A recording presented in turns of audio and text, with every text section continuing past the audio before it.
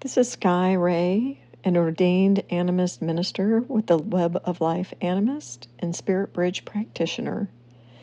And this is Between Worlds, a podcast where we explore the healing modality of sound journeys. A sound journey is a meditative practice that uses rhythm, drumming, rattles, voice, and other sounds to guide awareness beyond ordinary thought and into the realm of imagination, intuition, and inner experience. Much like a dream, the journey unfolds through symbols, emotions, sensations, and encounters that often speak a deeper language than words alone. Each person's experience is unique. Some receive images, stories, or insights. Others encounter emotions, memories, or a profound sense of peace and connection. There is no right way or wrong way to journey. The invitation is simply to listen, remain open, and allow the experience to unfold naturally. The journeys shared in this podcast are drawn from my own practice. They are not offered as absolute truth, but as explorations of the inner landscape where personal healing, self-discovery, and spiritual insight can emerge. As you listen, I invite you to set aside expectations, open your imagination, and see what meaning the journey may hold for you. This journey is titled Ant in a Tuxedo. I stand in journey space and invoke the spirit of Ant to come help me today. The ants arrive and escort me into the heart of their colony. There, a queen ant sits upon her throne. I bow and make my request. I am looking for the root of loneliness and isolation that has run generationally through my family. Can you help me? She nods. The ants escort me away into a small dirt chamber. There is a shallow place for me to lie down, and I do. The ants begin covering me in dirt. As I lie there, I can feel something forming above me and around me, a molding. I begin sinking deeper into the earth, as if it is swallowing me. Down, down, down I go, until I fall into an unbelievably beautiful crystal cavern. I am in a cocoon, soft and white, almost plush. It rests upon the floor of the cave. I begin to struggle free, and once I emerge, I stand in awe. It is unlike anything I have ever seen. The crystals are enormous. I reach out and touch one, and the crystals begin rearranging themselves, forming a triangular corridor. I enter and walk through it until I arrive in a completely white space. An ant in a tuxedo is waiting for me. You need to listen, he says. You can go no further. This next step requires no fear, no resistance of any kind. He begins twirling me around, spinning me across the floor until I am laughing and enjoying myself. As I spin, I collide with a tree and fall through. I am falling again, but this time unexpectedly. I arrive in an empty space. Here, I face a presence that has followed me throughout the journey, a heavy, nagging force pressing against me. I turn to face it. It is my doubt. What do you need? I ask. How can I help?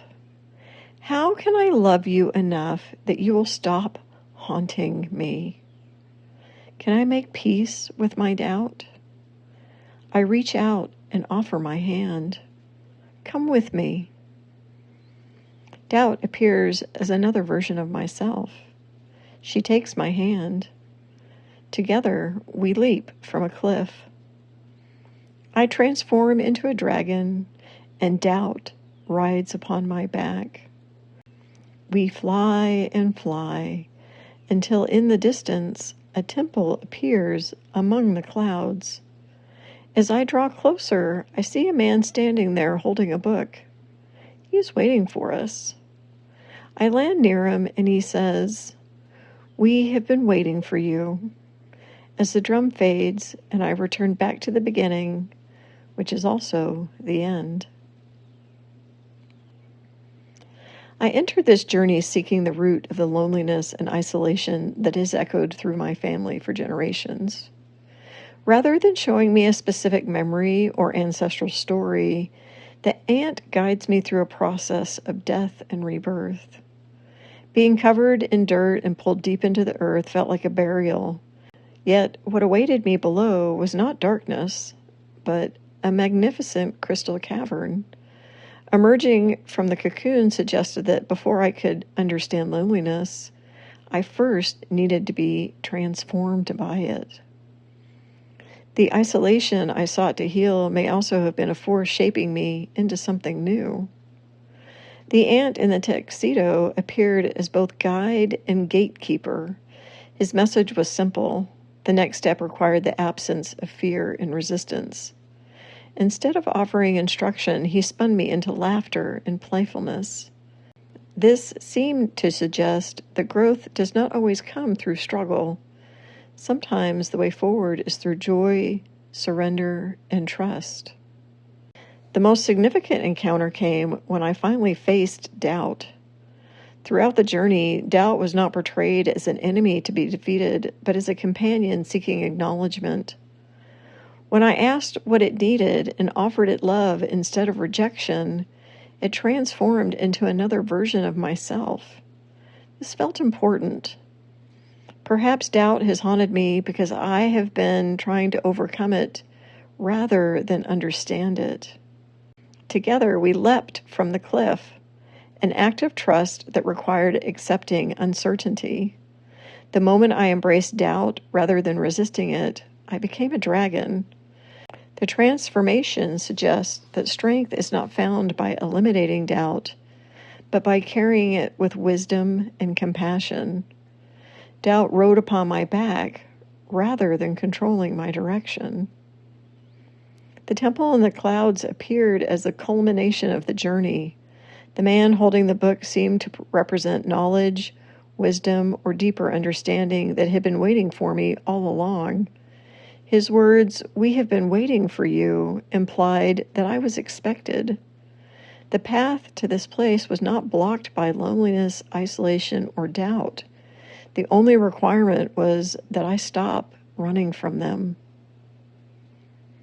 The queen ant never answers my question directly. Instead, she sends me into the earth, into a cocoon, and ultimately into relationship with doubt. That suggests the journey may be saying that generational loneliness is not healed through understanding alone. It is healed through transformation. The answer wasn't information. It was becoming someone capable of carrying all parts of myself to the temple. Perhaps the journey revealed that loneliness is not the root issue at all. The deeper challenge may be learning to trust myself enough to embrace every part of who I am, even the darker parts that cause me to question myself.